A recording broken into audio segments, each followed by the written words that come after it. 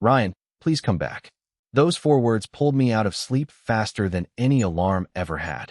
I sat upright in the dark and grabbed my phone from the nightstand, blinking at the glowing screen until the time came into focus. 12:07 in the morning. Then I saw the caller's name. Noah Brooks. Every trace of sleep disappeared. Noah, are you safe? I asked. Yes. His voice was quiet, almost a whisper. I pushed the blanket aside and switched on the lamp. Is your dad okay? There was a pause long enough to make me sit straighter. He says he is. I closed my eyes for a second. That sounded exactly like Daniel. Where is he now? In the kitchen. And where are you? In my room. Okay. Did something happen? No. I heard him take a small breath. I woke up and saw the kitchen light.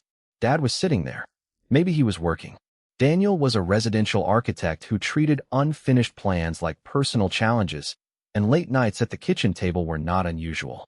He was not working, Noah said. He was just sitting there. I looked toward the empty chair across my bedroom, where my jeans were folded over the back. 12 days. It had been 12 days since I had walked out of Daniel's house after a conversation neither of us had handled well.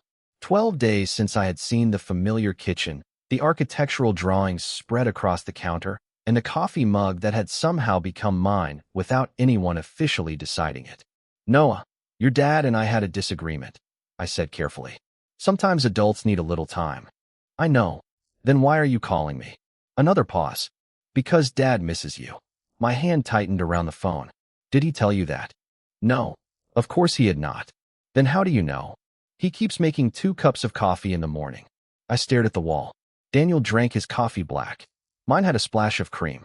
For months, he had prepared both before I arrived, pretending it was simply efficient. Maybe he forgets, I said, though I did not believe it. Every morning? Noah asked. I had no answer. He still buys your coffee too. Noah. And your mug is still next to his. I rubbed a hand over my face. I did not want Noah carrying an adult problem that belonged to Daniel and me. Listen to me. None of this is something you need to fix, okay? I am not fixing it. Good. I just want you to come back. The words landed differently the second time. I miss you too, he added. I looked at the clock again. 12:10. You should be sleeping. I tried. Go back to bed. I am going to call your dad. Do not tell him I called. Despite everything, I almost smiled. I cannot promise that. Ryan, go to bed, Noah. He was quiet for a moment. Then he said, Dad misses you. He thinks I cannot tell. The call ended a few seconds later, but I stayed sitting on the edge of my bed with the phone in my hand. I could have called Daniel. That would have been reasonable. I could have waited until morning. That would have been smarter. Instead, I pulled on my jeans and a sweatshirt. The truth was that Noah's call had not created the feeling pulling me toward that house. It had only stripped away the excuse I had been using to ignore it. I missed Daniel. I missed his dry jokes, his impossible schedules, the way he pushed his architectural plans aside when I walked into the kitchen. I missed the ordinary life we had built without ever agreeing on what to call it. But I also remembered why I had left. Daniel had been afraid of how much I had become part of their lives, and I could not return simply because absence had become uncomfortable. If I went back tonight, Daniel and I were going to finish the conversation we had avoided for months. I grabbed my wallet and car keys from the dresser and headed for the door. 8 months earlier, Daniel Brooks did not even have my phone number.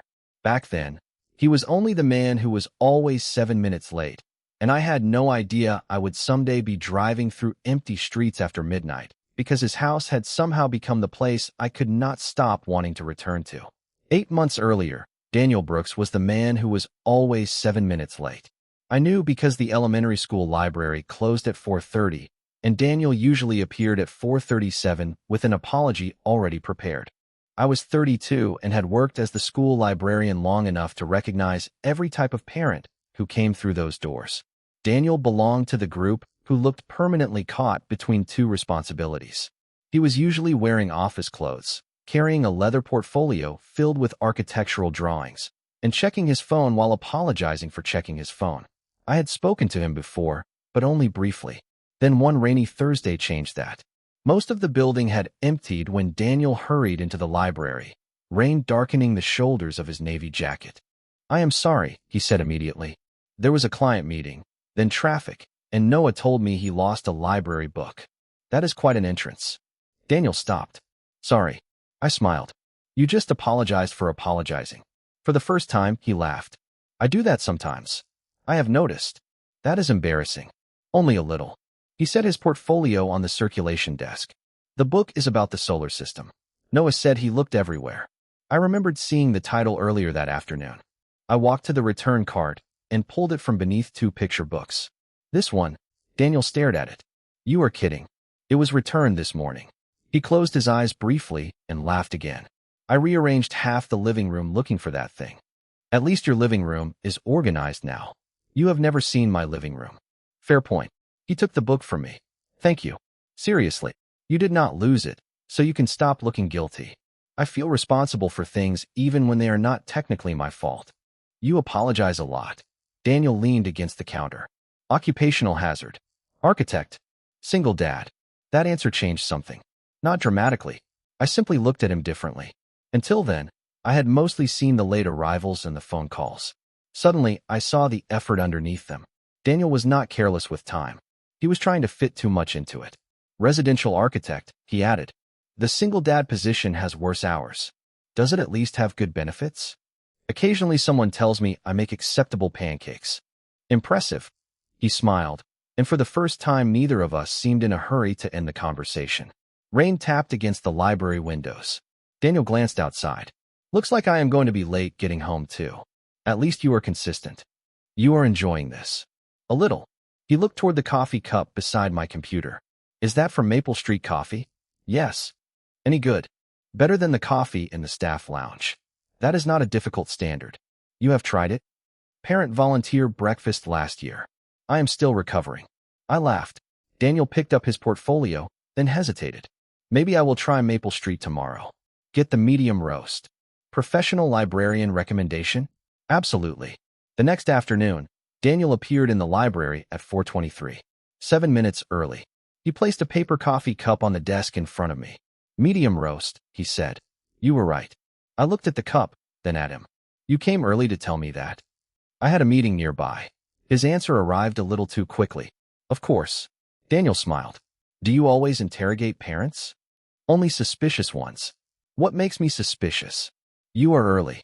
He laughed and leaned against the counter. We talked for 10 minutes about coffee, then houses, then why every new kitchen seemed to need an island large enough to land an airplane on. The following week, he came back twice. Soon our conversations stopped requiring library books as an excuse. One afternoon, Daniel pulled out his phone before leaving.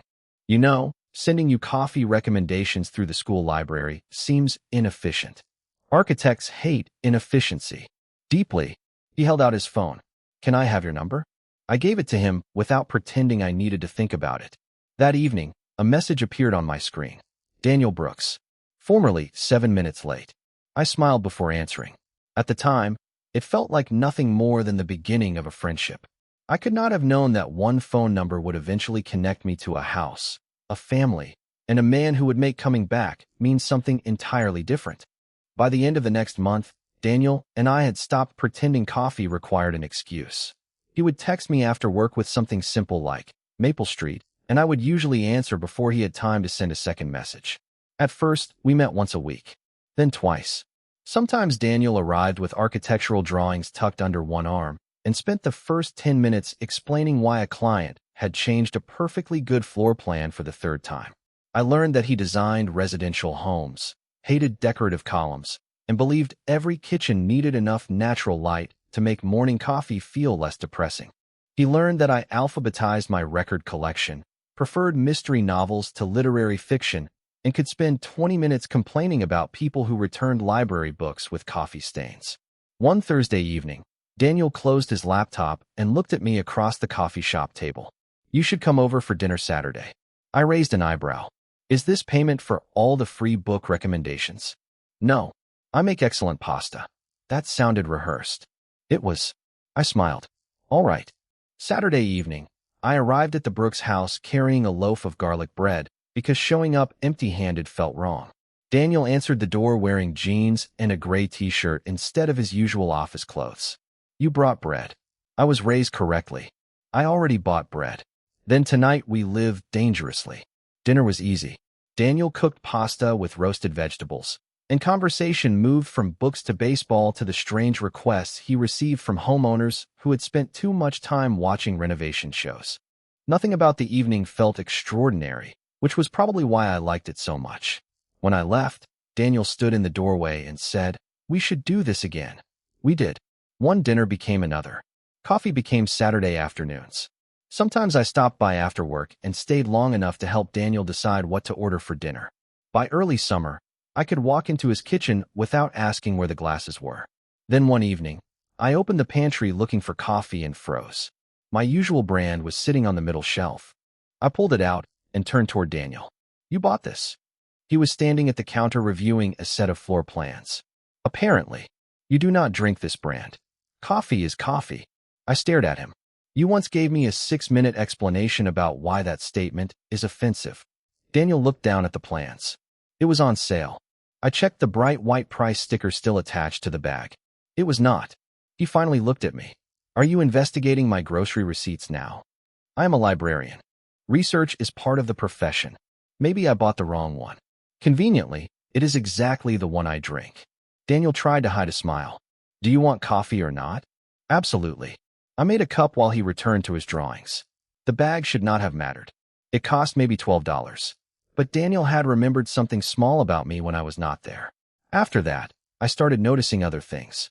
There was always sparkling water in the refrigerator because he knew I liked it. If he ordered takeout, he remembered which Thai dish I preferred. If I mentioned a difficult day at school, he sent a message later asking whether it had improved. I returned the attention without thinking about it. I learned which nights Daniel had late client meetings and brought dinner when I knew he would forget to eat. I remembered that he preferred black coffee before 8 in the morning, but added cream when he drank it after dinner. We were not dating. Neither of us had used that word. Still, our lives were beginning to develop small expectations around each other. One Saturday morning, I arrived and Daniel opened the door before I knocked. "How did you know I was here?" "I saw your car." "Were you waiting by the window?" "Do not make this strange." I stepped inside, smiling. The smell of fresh coffee filled the kitchen. Daniel had already made 2 cups. Mine was waiting beside his on the counter with exactly the right amount of cream. I picked it up and looked at him. "Let me guess. The cream was on sale." Daniel shook his head and walked away, but I saw the smile. Somewhere between library conversations, coffee shops, and ordinary dinners, Daniel Brooks had started making room for me. The dangerous part was how naturally I had started making room for him too. By the middle of summer, Daniel's house had begun remembering me even when I was not there. I realized it one Friday evening when I opened the kitchen cabinet and found a dark green mug sitting beside Daniel's usual gray one. I had never seen it before. "Daniel," I called. He was at the dining table studying architectural drawings. "What? Did you buy me a mug?" He looked up with the expression of a man who had already prepared an excuse. "I bought a set." I checked the cabinet. There were exactly 2 mugs. That is a very small set. Minimalism is popular. You design houses. You should be better at lying about home furnishings. Daniel returned his attention to the drawings. "Use the mug or do not use the mug, Ryan." I smiled and poured my coffee into it. A week later, I discovered a phone charger in the kitchen drawer. "For guests," Daniel explained. "Does every guest have the same phone as me?" "Statistically, probably several." Then a brass hook appeared beside the front door, conveniently empty whenever I arrived. The first time I hung my jacket there, Daniel walked past without commenting. I did not comment either. That was how most changes happened between us. Nothing was announced. Nothing was officially decided. Space simply appeared, and I stepped into it. One Saturday afternoon, Daniel spread paint samples across the dining table for his home office. "Blue gray or warm gray?" he asked. "Those are both gray. They are completely different." "You sound personally offended." "I am an architect. I thought architects designed buildings. I did not realize you were guardians of gray." Daniel slid 2 samples toward me. "Pick one." "Why do I get a vote?" "Because you are going to complain if I choose the wrong one." I looked at him. "Am I?" Daniel paused, apparently realizing what he had implied. "You spend enough time here to have opinions." There it was again. Not an invitation exactly, but an assumption that I would keep returning. I chose the blue-gray. Daniel ordered the paint the next morning. Soon I had a preferred seat at the dining table, a mug in the cabinet, coffee in the pantry, sparkling water in the refrigerator, a charger in the drawer, and a hook by the door. Daniel even started texting before grocery trips. Anything you need? The first time, I replied, from your grocery store? His answer came immediately. You know what I mean. I did. That was the problem. One Tuesday evening, I stayed home because I had paperwork to finish for the library's fall reading program. I sent Daniel a message saying I would see him Thursday. He replied with a simple, sounds good. The next afternoon, I stopped by after work. Daniel was at the kitchen counter reviewing plans when Noah walked through, noticed me, and said, "The house was too quiet yesterday." I smiled. Was it? Yeah. Daniel's pencil stopped moving. Noah continued toward the hallway without waiting for an answer. I looked across the kitchen at Daniel. He suddenly seemed deeply interested in a floor plan. Too quiet. I asked. Apparently. Interesting. Do not start. I have not said anything. Daniel finally looked at me. You are smiling. Am I not allowed? Not like that. I walked to the cabinet and took down my green mug. Like what? Like you just proved something. I poured coffee. Maybe I did. Daniel shook his head, but there was a smile at the corner of his mouth. That evening, we worked at opposite ends of the dining table. I prepared reading lists while Daniel adjusted a residential floor plan. The room was quiet, but it was not empty. Every so often, Daniel looked up, and I caught him watching me before he returned to work. I began to understand what Noah had noticed. The house felt different when I was there. More dangerous was the realization that I felt different there too. Daniel had never asked me to become part of his routine. I had never asked for a place in his home. Yet the evidence surrounded us in ordinary objects, a mug, a charger, a jacket hook, my coffee beside his. The house had already made room for me. I was beginning to wonder when Daniel would admit that he had too.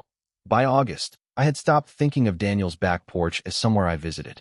It had become the place where our evenings usually ended, after the dishes were put away and the neighborhood settled into silence. One warm Thursday night, Daniel carried 2 coffees outside and handed me mine without asking how I wanted it. I took the dark green mug and sat beside him. You know it is almost 9:30, I said. I am aware. Coffee at 9:30 is a terrible decision. You are still drinking it. I never claimed to make good decisions. Daniel smiled, but it disappeared quickly. Something had been different about him all evening. He had been quieter during dinner, checking his phone without reading anything and staring at the same architectural drawing for nearly 20 minutes. What is going on? I asked. Nothing. You are a terrible liar. You told me that already.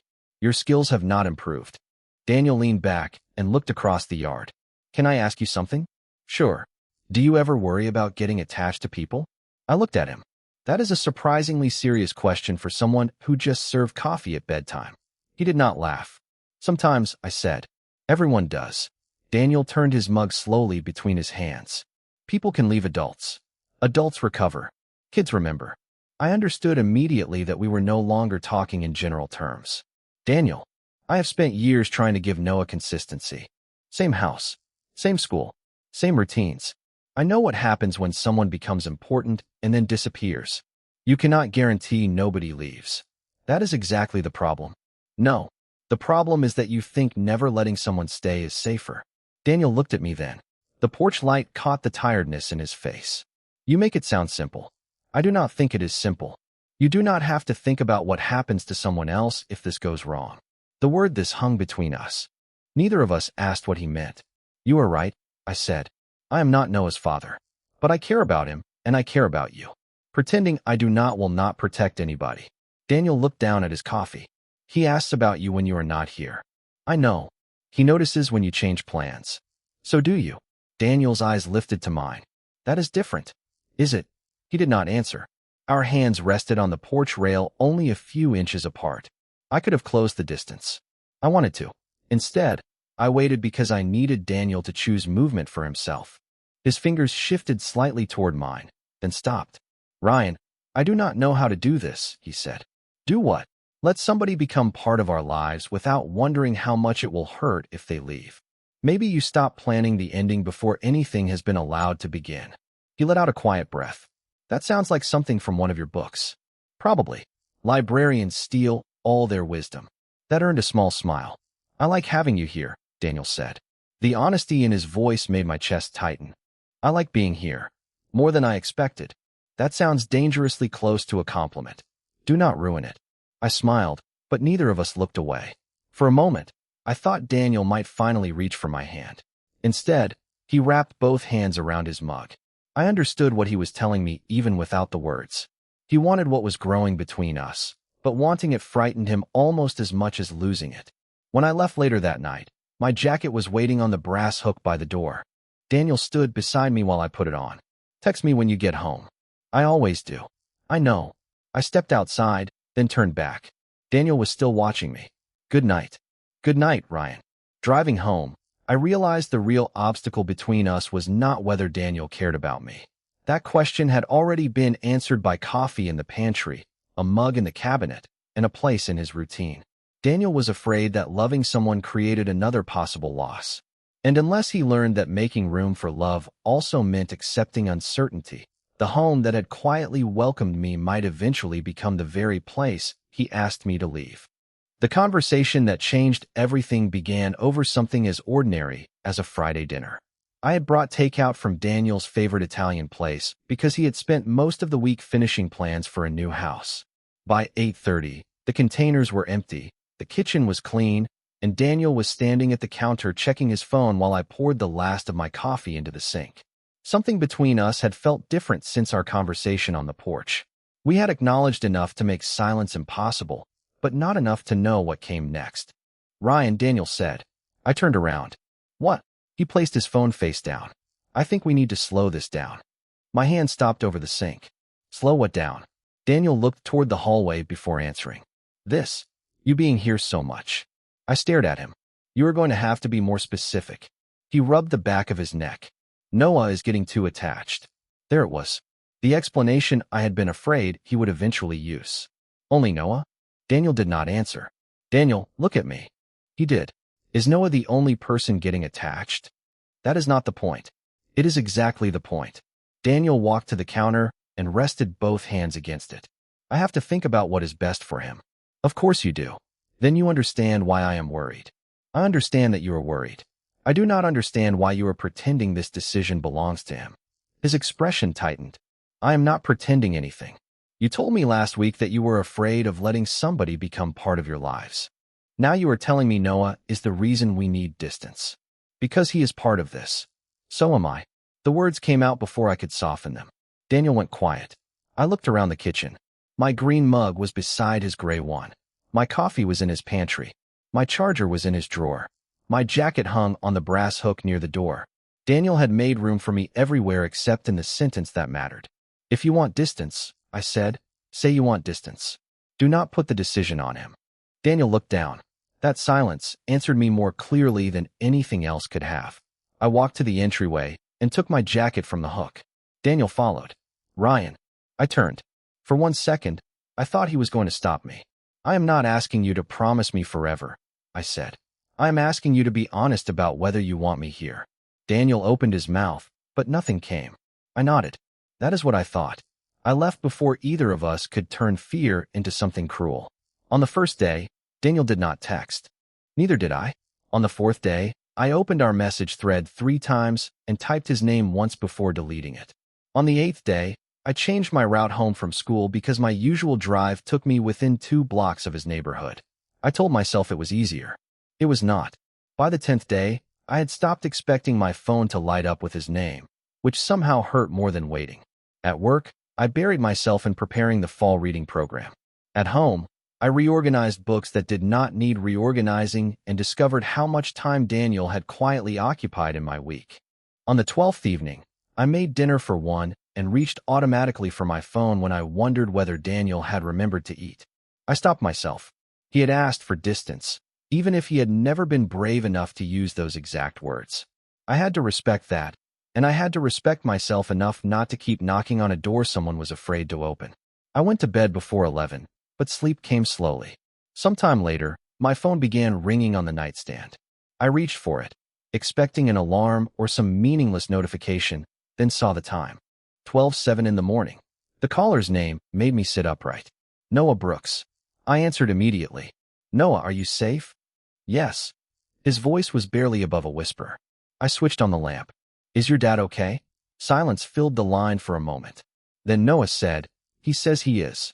And suddenly the 12 days of silence between Daniel and me no longer felt silent at all. 20 minutes after Noah called, I turned onto Daniel's street and immediately recognized the warm kitchen light glowing through the front windows. Every other house on the block seemed dark.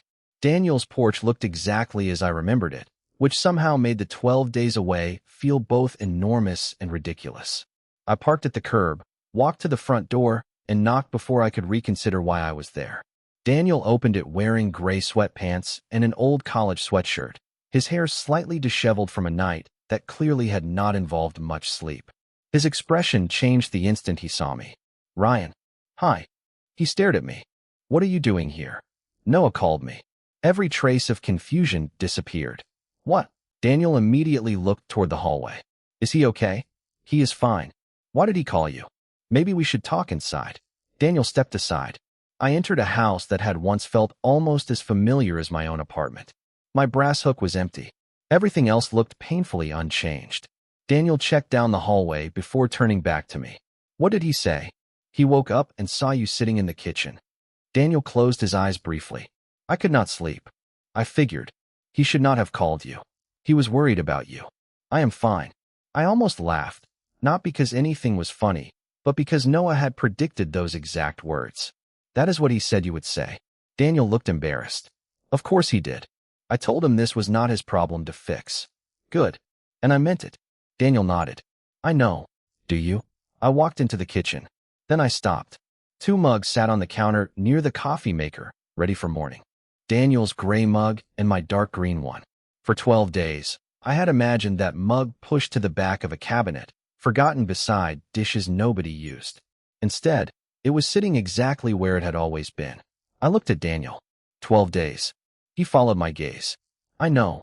Then why is my mug still here?" Daniel said nothing. "Why is my coffee still in the pantry?" "Ryan, you asked for distance, and I gave it to you. I stopped coming here. I stopped texting. I even changed the route I drive home, so I would not pass your neighborhood." His face shifted. "You did. That is not the important part." I pointed toward the mugs. "You wanted me out of the routine, but you kept setting a place for me inside it." Daniel leaned against the counter. "I did not realize I was doing that at first." "And after you realized?" He looked at the green mug. "I kept doing it." The answer was so quiet that I almost missed it. "Why?" Daniel rubbed both hands over his face. "I do not know how to explain this." "Try." Every morning, I would reach for 2 mugs. The first few days, I caught myself and put yours back. Then I stopped putting it back. I swallowed. "Daniel, I did not drive here because Noah asked me to fix us." "I know. I came because we left something unfinished, and I cannot keep living inside an unfinished conversation." He looked at me. "Neither can I." "Then tell me what you actually want. Not what you think is safest. Not what you think might happen 6 months from now. Tonight. Right now." Daniel was silent for several seconds. "I wanted you to come back." My chest tightened, but I did not move closer. "That is not enough." He nodded slowly. "I know. Missing me is not the same as choosing me. I know that too." For once, Daniel did not look away. The kitchen clock ticked behind us, and the 2 mugs remained between us like evidence neither man could dismiss. "I spent 12 days telling myself I made the responsible decision," Daniel said. "And every day it made less sense." "Why?" His eyes stayed on mine. "Because the person I was actually trying to protect was never Noah." I stood completely still. Daniel took a slow breath. It was me. And for the first time since I had known him, Daniel Brooks stopped hiding behind the future and prepared to tell me the truth about his past. Daniel stayed beside the kitchen counter for a moment, as if admitting that he had been protecting himself had removed the last place he could hide. "Before Noah and I moved here, I was with someone for almost 3 years," he said. "I thought we were building something permanent. I made plans around him. I trusted the future because I thought we wanted the same one. I listened without interrupting. Then one day he told me he wanted a different life. Nobody did anything terrible. There was no dramatic ending. He just decided the life we had planned was not the life he wanted anymore." Daniel glanced toward the hallway, then back at me. I recovered. Eventually. But I remembered what it felt like to discover that something I thought was permanent had only been temporary for someone else. "So when I became important to you, you started planning for me to leave." "Yes." His answer came without hesitation. "And I told myself it was about Noah, because that sounded responsible. It sounded like something a good father would do. He looked at the two mugs. But Noah was never asking me to push you away. I was the one who was afraid you would leave. I let those words settle between us. You understand that pushing me away almost guaranteed exactly that. I understand it now. Daniel, fear does not disappear because you admit it. I know. And I cannot promise that nothing in our lives will ever change. I know that too. He stepped closer, but stopped several feet away, leaving the distance for me to decide. What I can do is stop pretending uncertainty means something is not worth choosing. I watched him carefully. 12 days earlier, I would have accepted almost any sentence that meant he wanted me there. Now I needed more than relief. What are you choosing? I asked. Daniel took a slow breath. You. Not because Noah misses you. Not because the house feels empty without you. Not because I hate drinking coffee alone. A small, nervous smile appeared. Although I do. I almost smiled back. I am choosing you because I want a real relationship with you. I want to stop acting like everything we have built is accidental. My throat tightened. That is different from asking me to return to the same situation. I do not want the same situation. Daniel glanced toward my mug. I thought keeping you outside the family would protect us. I did not realize you were already part of it. For several seconds, neither of us spoke. The kitchen looked exactly as it had 12 days earlier, but the words inside it had finally changed. I care about you, I said. More than I planned to. Daniel nodded. Same problem. But if I come back into this, I cannot spend every good week wondering whether the next difficult feeling will make you ask for distance. You should not have to. And you cannot use Noah as the explanation for something you are afraid to say yourself. I will not. You cannot promise that yet. Daniel accepted the correction without defending himself. Then I will prove it. That mattered more than another perfect sentence. I looked toward the front door, remembering the empty brass hook where my jacket used to hang. Then I looked at Daniel. Do not ask me to stay because Noah called. I am not. Do not ask because you are lonely tonight. I am not. I held his gaze. Then ask me yourself. Daniel did not hesitate this time. Stay. One word. No excuse attached to it. No prediction about the future. No borrowed responsibility. Just Daniel asking for what he wanted. I felt the tension I had carried for 12 days loosen slightly. Okay, I said. His shoulders dropped with a quiet breath. Okay. It does not mean everything is fixed. I know. We still have work to do. I know. And tomorrow morning, we are talking again when neither of us is exhausted. Daniel smiled. That sounds fair. I finally crossed the space between us and rested my hand over his on the counter. He turned his palm upward and held mine gently. Nothing about the moment felt dramatic. That was what made it feel real. Behind our hands sat 2 coffee mugs that Daniel had kept preparing for a future he had been too afraid to name. For 12 days, he had been waiting for me to come back. At 12:43 that morning, for the first time, he had finally given me a reason to stay. 4 months later, the dark green mug no longer felt like something Daniel had bought for a guest. It was simply the mug I reached for every morning. January sunlight stretched across the kitchen floor while the coffee maker finished brewing, and I stood at the counter in my work clothes trying to remember whether I had packed the reading lists I needed for school. They are beside your bag, Daniel said from across the room. I looked down. I knew that. Of course you did. He was searching through a stack of architectural drawings with the focused frustration of a man convinced that paper could deliberately hide from him. Have you seen the Cedar Lane plans? Dining table. I checked there. I walked over, lifted his laptop, and revealed the folder underneath. Daniel stared at it. You moved those. I absolutely did not. Then the house is working against me. Maybe the house thinks you need to improve your organizational skills. He took the folder and smiled. The house has become very opinionated lately. The changes around us had happened slowly. After that night in September, Daniel and I did not pretend one conversation had solved everything. We talked the next morning, and again the following week. When he became worried, he learned to say he was worried instead of creating distance. When I felt uncertain, I asked questions instead of guessing what his silence meant. We started calling what we had a relationship because that was what it was. My jacket returned to the brass hook. A toothbrush appeared in the bathroom. Then a shelf became mine. A drawer followed. By November, Daniel handed me a house key while we stood in the kitchen. There was no speech. He simply placed it in my palm and said, You should not have to wait on the porch when you get here before me. I had looked at him and asked, Practical reasons? He understood the joke immediately. Absolutely not. I kept the key. Now it rested on my key ring beside the key to my apartment, although I spent more mornings here than there. Daniel poured coffee into his gray mug and leaned against the counter. My phone was beside the sugar bowl. He glanced at it. At least nobody needs to call you after midnight anymore. I looked at him. I am still surprised you let Noah keep phone privileges after that. I considered a 20-year suspension reasonable. Then he reminded me that his plan worked. His plan did not fix anything. I told him that. Daniel took a sip of coffee. He said he knows. Apparently, he only provided transportation for the conversation. I laughed.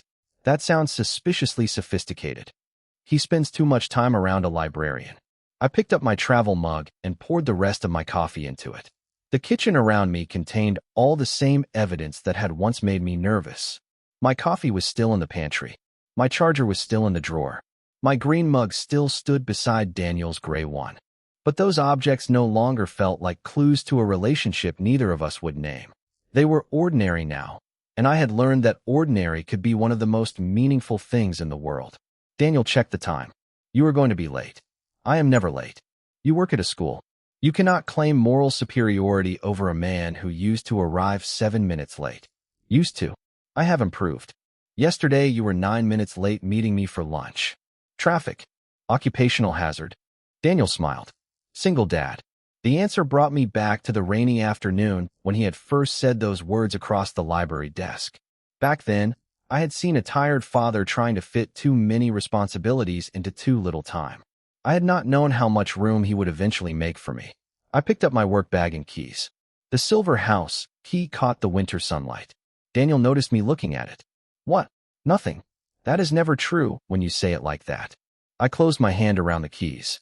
I was just thinking about how strange it is. What is? A few months ago, someone had to call me after midnight and ask me to come back. Daniel's expression softened.